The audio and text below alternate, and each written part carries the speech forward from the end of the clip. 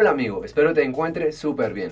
En este capítulo vamos a hablar sobre la resistencia. Como hablábamos en la clase pasada de una tal resistividad, veíamos que esta resistividad dependía de la densidad de corriente, en donde veíamos que era por un lapso determinado, pues la densidad de corriente depende de un área transversal respectiva del conductor. Es una propiedad que va un poco más ligada con lo que sería la ley de Ohm.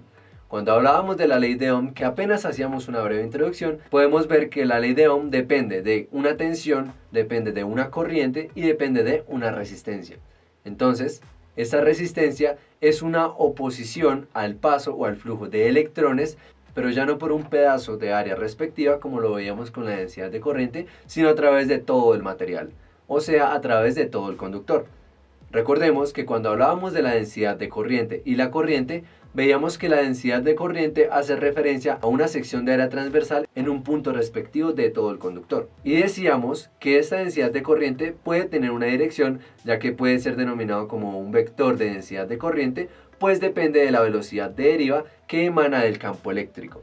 Ahora, veíamos que la corriente eléctrica no es un vector, pues es un escalar que no depende de una dirección respectiva, pues no existen vectores que tengan diferentes movimientos. De la misma manera hablamos de la resistencia. Como veíamos, la resistividad depende de la densidad de corriente, que es en un lugar específico, para lo cual se puede calcular, y la resistencia depende de la corriente eléctrica. Vamos a explicarlo un poco mejor con métodos matemáticos para que sea entendible y se pueda ver de dónde proviene. Muy bien, entonces para un conductor con una resistividad específica, una densidad de corriente en un punto como hablábamos y un campo eléctrico, sabemos que hay una ecuación que me describe este comportamiento. Entonces, donde hablábamos de la clase pasada que la relación que existe entre ellos es que la resistividad es igual al campo eléctrico dividido entre una densidad de corriente, que puede ser vectorial si es en un punto respectivo. Si de aquí despejamos lo que sería el campo eléctrico, tendríamos que es resistividad multiplicado por la densidad de corriente, si es vector en un punto respectivo. Como hablábamos en la última clase, ese comportamiento que me denominaba a mí una resistividad me definía la ley de Ohm. Ya vamos a explicar qué es la ley de Ohm y cómo se conforma. Entonces, cuando se cumple esta ley de Ohm, la resistividad es constante e independiente de la magnitud del campo eléctrico, por lo que el campo eléctrico es directamente proporcional a lo que sería la densidad de corriente. Sin embargo, es frecuente que estemos interesados en el total de corriente en un conductor. Como hablábamos, la densidad de corriente me define a mí únicamente una sección transversal, pero yo quiero conocer la corriente total de todo el conductor. También sabemos que debe ser bastante importante conocer la diferencia de potencial en las terminales del conductor que genera el campo eléctrico. Ahora, vemos que el campo eléctrico depende de una diferencia de potencial de los terminales del conductor y la densidad de corriente vectorial en este caso depende del flujo de electrones o la corriente que pase a través de este conductor. Pero, en buena parte, se vería un poco más difícil de explicar lo que sería una corriente y no una densidad de corriente y una diferencia de potencial y no un campo eléctrico de todo el conductor.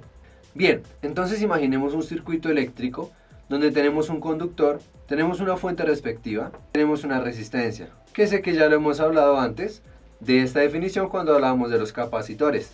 Bien, ahora, si tenemos esta diferencia de potencial, sabemos que de aquí está saliendo un flujo de electrones respectivo hacia el elemento resistivo en este caso. Entonces, normalmente la corriente pasa a través de esta sección transversal en forma de electrones o cargas, ya sean positivas o negativas. Independientemente del signo de estas cargas, la corriente siempre tiene una misma dirección. Entonces, para explicar un poco mejor las cosas, vemos que a medida de que la corriente atraviesa todo el conductor, se va perdiendo lo que sería la energía potencial eléctrica, ya que la energía potencial eléctrica se ve afectada por las cargas que van chocando con los iones que tiene el material, para lo cual se empieza a perder esta energía potencial eléctrica. Ahora, si este conductor respectivo, si lo imaginamos así, pero tiene una longitud respectiva, o sea, sumando todo esto, da una longitud. Bien, entonces imaginemos en este caso que este alambre tendría una longitud respectiva.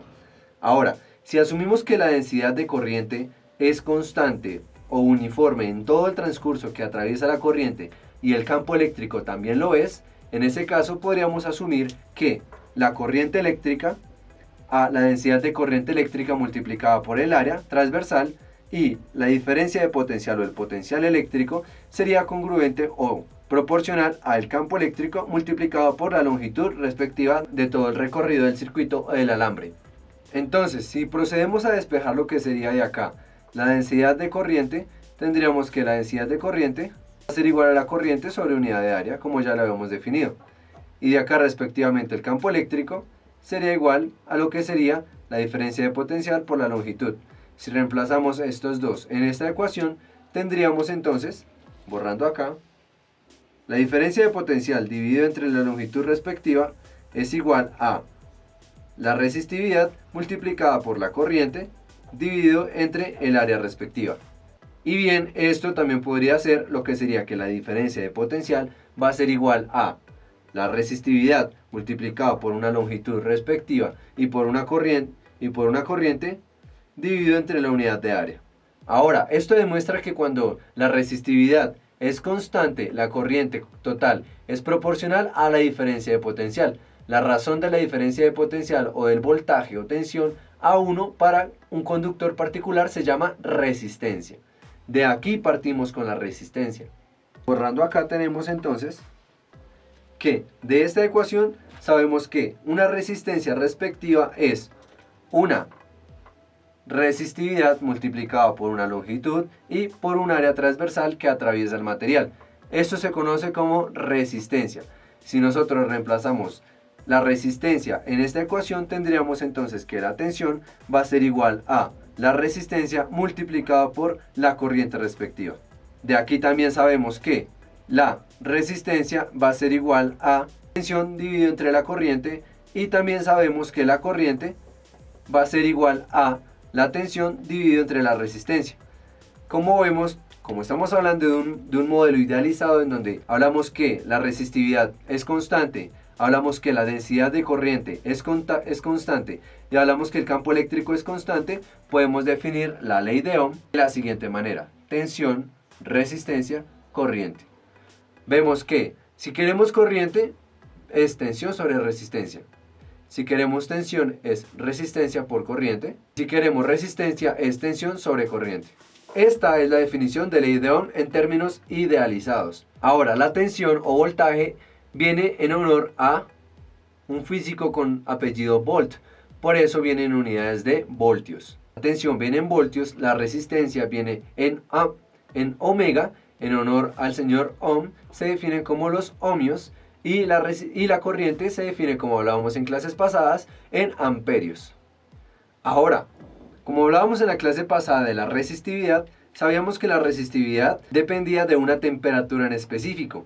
En este caso, como vemos que la resistencia depende de la resistividad, la resistencia también depende de la temperatura del conductor.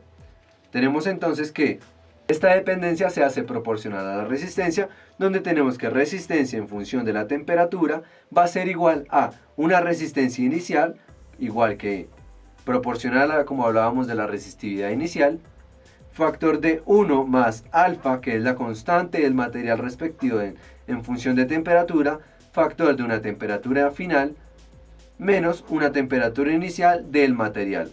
Este sería entonces el coeficiente de temperatura de la resistencia.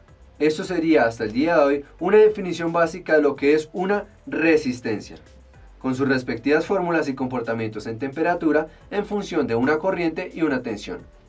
Bien, espero que esto te haya servido demasiado y que lo puedas aplicar de aquí en adelante en muchos casos que sé que puedes utilizar, más si estás enfocado en el campo de electrónica, ingeniería eléctrica y demás. Entonces te espero a ti y solo a ti en una próxima oportunidad, donde haremos unos ejercicios que contemplen esto que acabamos de aprender. No te lo pierdas.